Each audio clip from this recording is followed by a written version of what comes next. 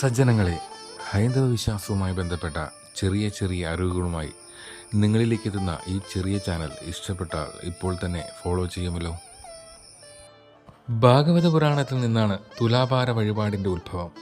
ഭഗവാൻ ശ്രീകൃഷ്ണനോടുള്ള തൻ്റെ ഉത്തമ ഭക്തി തെളിയിക്കുവാൻ പത്നി രുക്മിണി ദേവിയാണ് ആദ്യമായി തുലാഭാരം നടത്തിയതെന്നാണ് വിശ്വാസം. തുലാഭാര തട്ടിൽ വെച്ച രത്നങ്ങൾക്കും സ്വർണത്തിനുമൊന്നും ഭഗവാന്റെ തട്ടിനെ ഉയർത്തുവാൻ കഴിഞ്ഞില്ല. അവസാനം ദേവി സ്വയം സമർപ്പണത്തോടുകൂടി നൽകിയ ഒരു തുളസീദളത്തിനാണ് ഭഗവാന്റെ തട്ടിനെ ഉയർത്താനായത്. തുലാഭാരത്തിന് സമർപ്പിക്കുന്ന ദ്രവ്യങ്ങളിലല്ല, പകരം സമർപ്പണത്തിലാണ് ഭഗവാന്റെ അനുഗ്രഹം ഉണ്ടാവുന്നതെന്ന വലിയ പാഠമാണിത്. ഏതൊരു ഭക്തനും വഴിപാട് നേരുന്നവരും ഒരിക്കലും ഈ കാര്യം മറക്കരുത്. ഏതൊരു ഭക്തനും ആഗ്രഹങ്ങൾ നേടുവാനും കാര്യസിദ്ധിക്കും വേണ്ടി ഈശ്വര സന്നിധിയിൽ തുലാഭാരങ്ങൾ നടത്താം. മനുഷ്യജീവിതത്തിലുണ്ടാകുന്ന വിവിധ ആവശ്യങ്ങൾ സാധിക്കുവാനും ദുരിത നിവാരണത്തിനും രോഗശാന്തിക്കുമായി സാധാരണ തുലാഭാരങ്ങൾ നടത്തുന്നു. ഓരോരുത്തരുടെയും പ്രാർത്ഥനകളും ആഗ്രഹങ്ങളും വ്യത്യസ്തങ്ങളാണ്. അതനുസരിച്ചുള്ള തങ്ങളുടെ കഴിവുകൾക്കുള്ളിലുള്ള വസ്തുക്കൾ കൊണ്ടാണ് തുലാഭാരം നടത്തേണ്ടത്. തുലാഭാരം ആർക്ക് വേണ്ടിയാണ് നേരുന്നതെന്ന് ആ വ്യക്തി തുലാസിൽ ഇരിക്കുവാനും തുലാഭാരം നടത്താമെന്ന് പ്രാർത്ഥിച്ച വ്യക്തിയും തുലാഭാരം നടത്തുന്ന സമയത്ത് ക്ഷേത്രത്തിൽ ഉണ്ടായിരിക്കണം. ഇനി ഓരോ ആവശ്യങ്ങൾക്കുള്ള തുലാഭാരങ്ങൾ ഏതൊക്കെയാണെന്ന് നോക്കാം.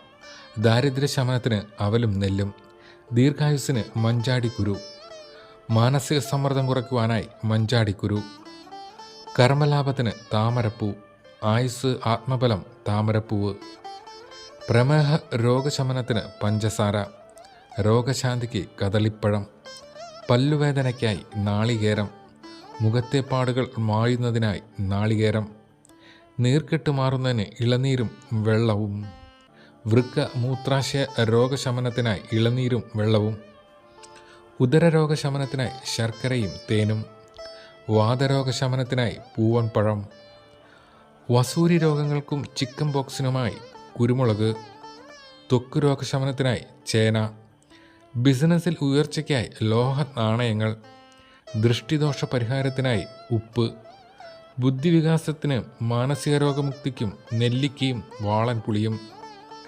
വ്യാപാരാഭിവൃദ്ധിക്ക് വെണ്ണ, ദീർഘായുസ്, വ്യാപാരലാഭം, തൊഴിലുമായി ബന്ധപ്പെട്ട പുരോഗതി, മാനസിക സൗഖ്യം മെച്ചപ്പെടുത്തൽ തുടങ്ങിയവയ്ക്ക് താമരപ്പൂക്കൾ കൊണ്ടുള്ള തുലാഭാരം നടത്താം. വളരെ അപൂർവമായി വെള്ളി, സ്വർണം തുടങ്ങിയവ കൊണ്ടുള്ള തുലാഭാരങ്ങളും നടത്തി കാണാറുണ്ട്. ഭഗവാനുള്ള അകമഴിഞ്ഞ ഭക്തിയും തുലാഭാര നേർച്ചയും ജീവിതത്തിൽ ഐശ്വര്യവും ഉയർച്ചയും ഉണ്ടാക്കുമെന്നുള്ളത് നിസ്തർക്കമായ കാര്യമാണ്. ഹൈന്ദവ വിശ്വാസവുമായി ബന്ധപ്പെട്ട ചെറിയ ചെറിയ അറിവുകളുമായി നിങ്ങളിലേക്ക് എത്തുന്ന ഈ ചെറിയ ചാനലായ രുദ്രവീണയെ പിന്തുടരാൻ മറക്കില്ലല്ലോ.